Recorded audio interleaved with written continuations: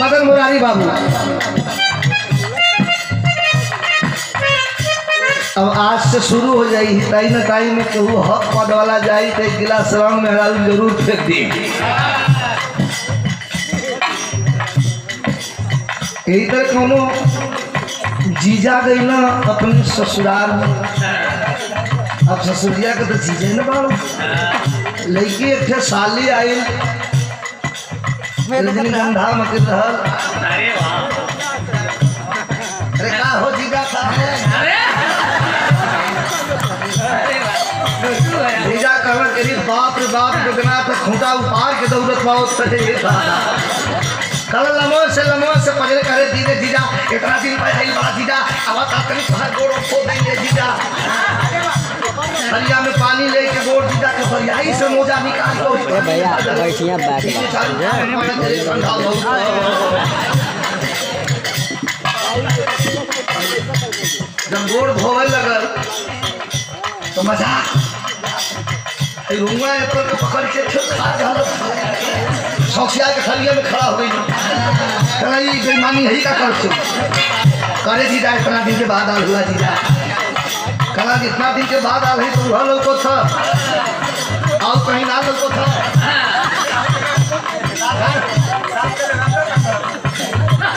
आई मछिया कह ना तो हाई पकड़ला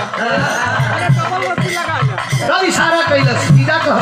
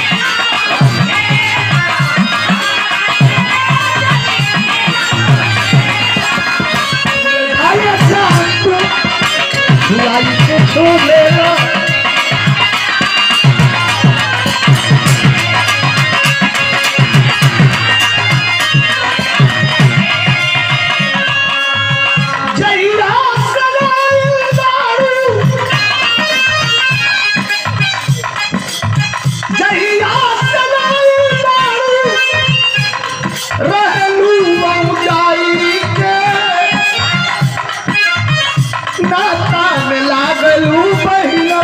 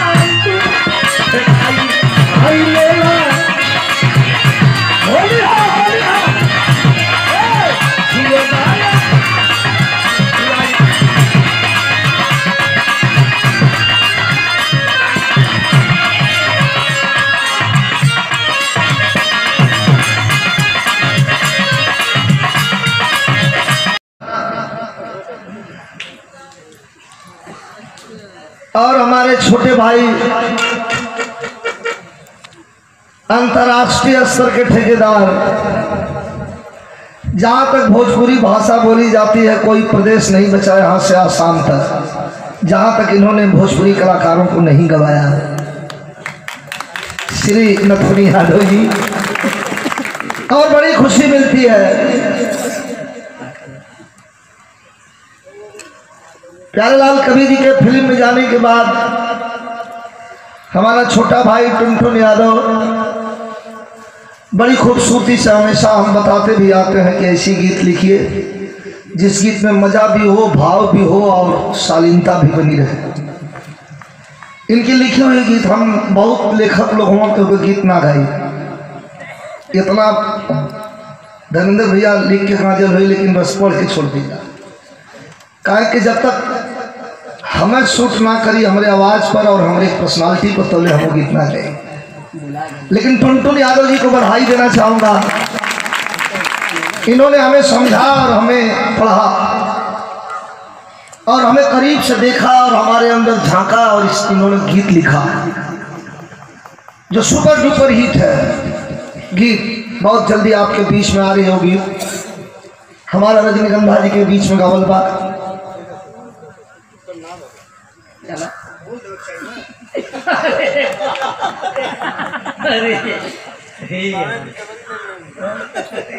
दिखाई हमारी बिरादरी बेईमानी तो ना करी तनी सब लेट हो सका ना ना सवाल है नहीं। पुरान जनता हुआ 12 वर्ष के बाद वही बदला फेरा पुरान कोनो अगर मामला कोर हो तो वो बात अलग है। तो ये 12 वर्ष रखा ना भीतर। सम्मानित हमारे बीच में आज ये दिन ऐसा है, बसंत पंचमी का पावन पर्व, माता अधिष्ठात्री भगवती का पूजन, जिसमें उपस्थित आए हुए श्री महेंद्र शंकर यादव जी समाजवादी पार्टी जिला अध्यक्ष वापी, और आज ही हमारे बीच में आए हैं। हम लोगों के लिए बड़ी सौभाग्य है। मैं बहुत बहुत अभिनंदन करता हूं, स्वागत करता हूं। श्री विवेक यादव जी जिला पंचायत सदस्य, धर्मेंद्र यादव जी युवा नेता समाजवादी पार्टी, ऊंची सोच और युवाओं की सोच, माननीय अखिलेश जी के पथ प्रदर्शक भाई धर्मेंद्र यादव जी, रामविलास यादव जी नेता समाजवादी पार्टी, श्री निर्जय यादव जी नेता समाजवादी पार्टी, श्री सुनील यादव जी युवा शक्ति संघ के राष्ट्रीय अध्यक्ष, ये बड़ा सराहनीय कदम है। लीक बना करके एक आदमी अगर आगे चल पड़ता है तो पहले तो तुच्छ सा लगता है, लेकिन जब उसके पीछे कारवां चल पड़ता है तो एक नई क्रांति की शुरुआत हो जाती है। मैं बहुत बहुत छोटे भाई को धन्यवाद देता हूं, नमस्कार करता हूं, प्रणाम करता हूं, आशीर्वाद भी देता हूं। राम प्रताप यादव जी ग्राम प्रधान, सिंगर मदन मुरारी यादव जी मुन्ना चौबे, वॉलीबॉल कोच कमलेश यादव जी मैनेपुर, और प्रभु प्रधान जी भुजारी, श्री दया शंकर यादव चाचा जी जिन्होंने अभी अभी ये अंग वस्त्र और 500 रुपए का पुरस्कार दे करके पूरी टीम का, हमारे गार्जियन, हमारे अभिभावक नथुनी भैया, टुनटुन बाबू, आप लोग जरूर होंगे, लेकिन जब वो खड़ा होना तो लगा कि नहीं, क्योंकि घरे हमारे आए गार्जियन और अभिभावक का मतलब यही से मलकार का जरूरत पड़ेगी हर जगह। रजनी तो के बार बार बताइला कि मलकार की जरूरत यही से पड़ेगी, तू समझे ना। मलकार की मलकियत को समझा करो कि मलकार की हैसियत और मलकियत क्या है। और आदरणीय श्री नथुनी यादव, हमारे छोटे भाई टुनटुन यादव, मशहूर गीतकार राममूर्त यादव, तरक्की करें आप लोग। टुनटुन बाबू आगे बढ़े। अच्छा, श्री राममूर्त यादव जी बड़े चाचा जी हैं, आप भी अभिभावक हैं, आपको प्रणाम करता हूं, सभी साथियों को प्रणाम करता हूं। नायक नायिका से कहता रजनीगंधा कई बड़ी पसंद की इतना ही पसंद करेगी कि कौनो ऐसा प्रोग्राम ना हो कि वो प्रोग्राम में पसंद करके कुछ न कुछ इनाम जरूर देती यहाँ तो हम कमरे लगत हो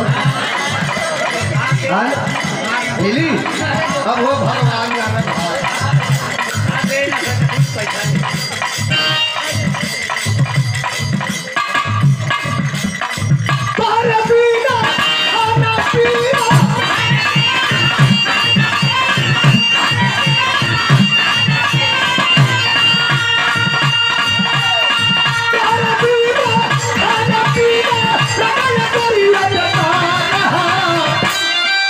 ये तो हम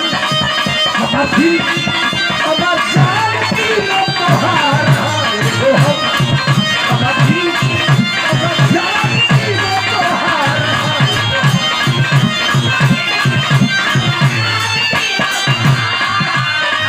जब से देखले बाबू गोरिया तोहरा चढ़ल जवानी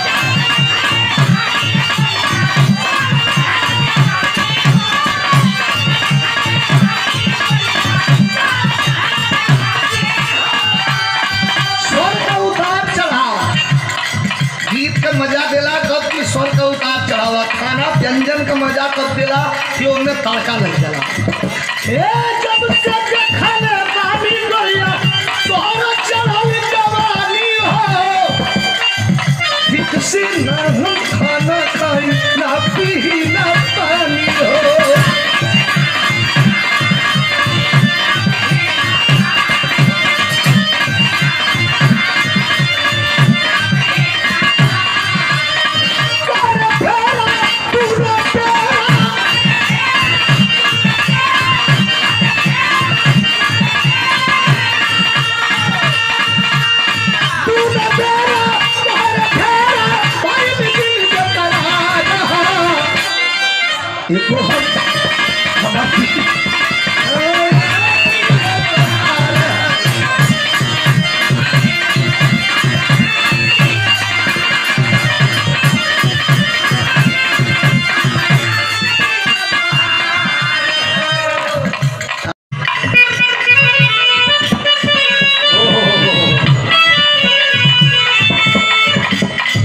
डिस्टर्ब होता भैया एकदम बोलिए मत बोलना आप तो उधर चले जाइए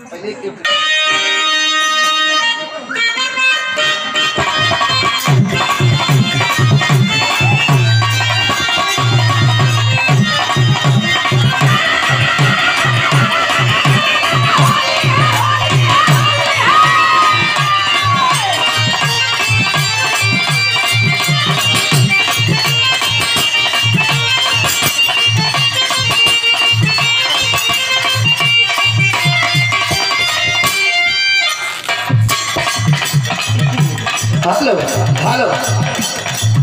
बड़ा तेजी से चर्चा जन पहली धुन सुन रही जीजा शादी का मजाक होली में है कहीं चलत हो बड़ा आदमी पसंद कर दो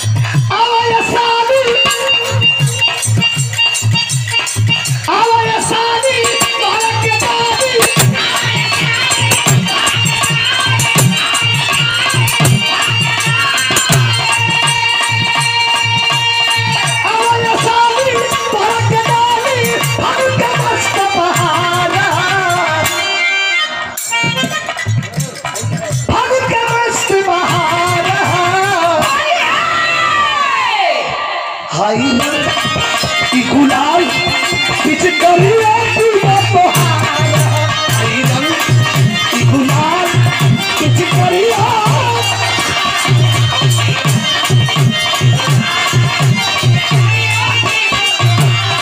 अच्छा तो ये बात बबुआ के चाचा भारत बाचा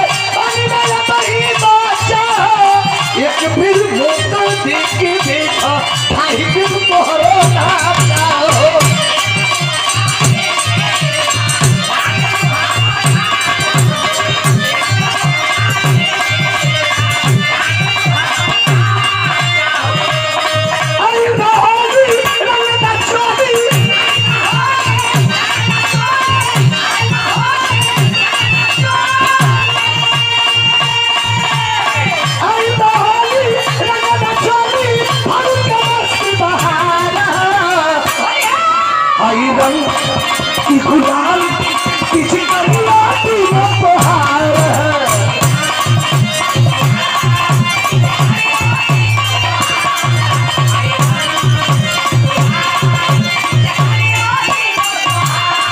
हमारे बहुत अच्छे कलाकार बहुत ज्यादा बोलत हुआ। भाषा बिगाड़े के चक्कर में हुआ ना। सुना हम बतावत थी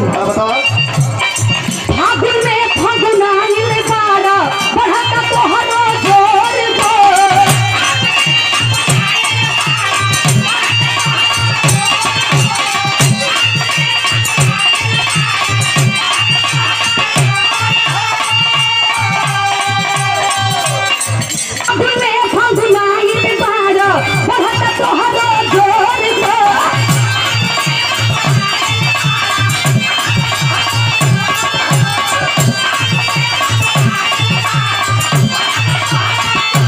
फागुन में फागुनाइल बाड़ा बढ़ता तोहरो जोर हो हमरा से जब पाला पड़ी बेबता तुमको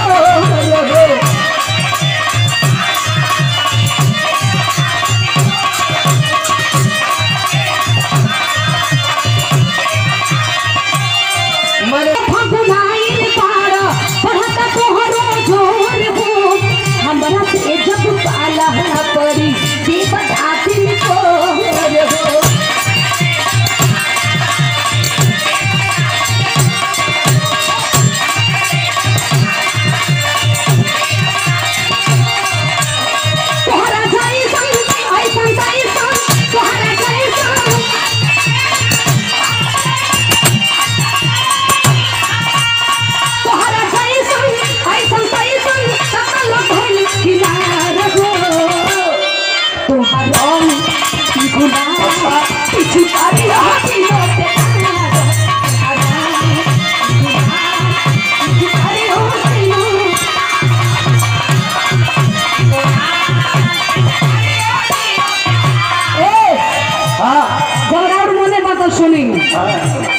हमसे ऐसन डालो ये जीजा एने उने ना चल के हो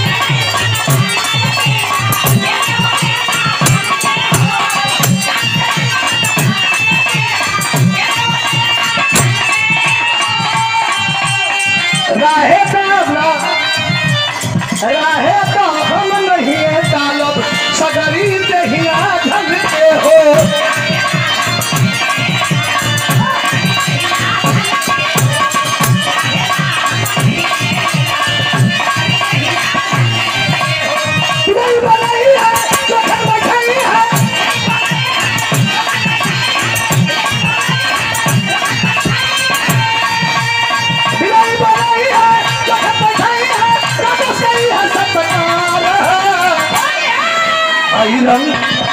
गुलाल किसी खल्लाती बहार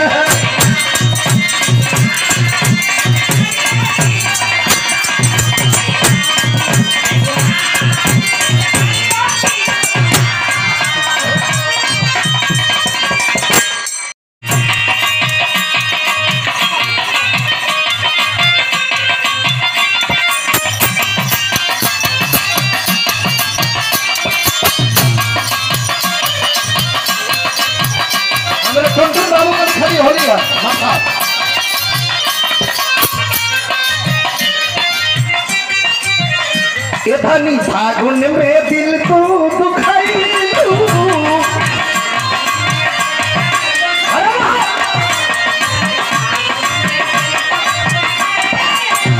शादी के पिया घर गई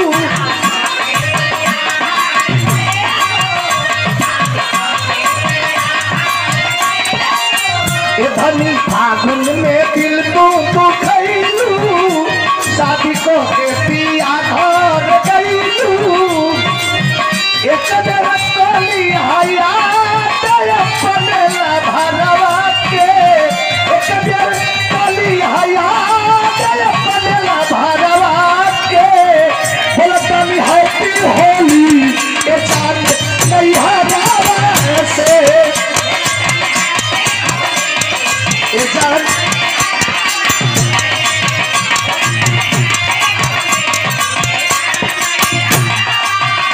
अच्छा ये बात बा सुनी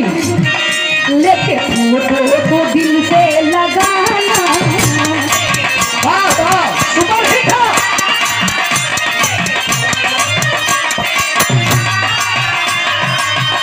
अपने मनवा के आसो मनाना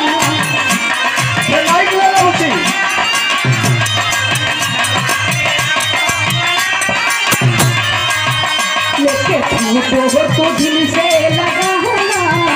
अपने मनवा के आसो मनाना कली रात भर प्यार सुता के कोरवाने कली रात भर प्यार सुता के कोरवाने आवतनी होली के बाद तो जान हमको सुनवा के आवतनी होली के बाद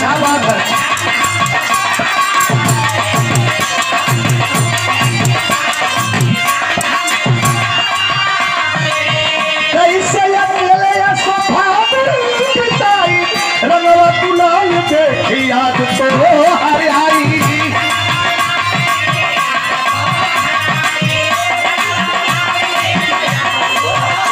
कैसे अकेले रंगवा गुलाल देख याद तो हरियाली कालिया हमारा पिता खिंचे का जरवा से कालिया हमारा पिता खिंचे का जरवा हैप्पी होली के जान हम नहीं हरा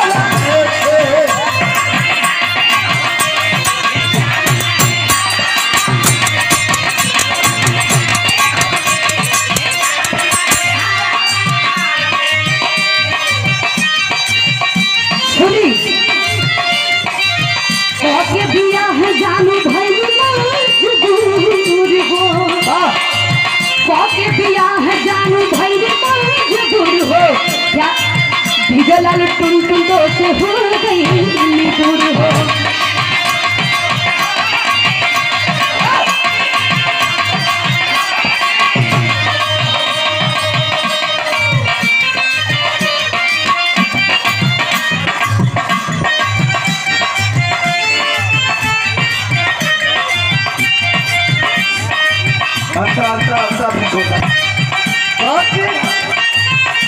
के बियाह जानू भोली मजबूर हो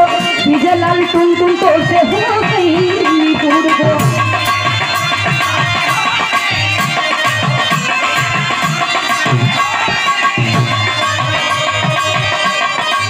कुछ जगह रजनी के बात ये कहीं सरवा में अब तली हो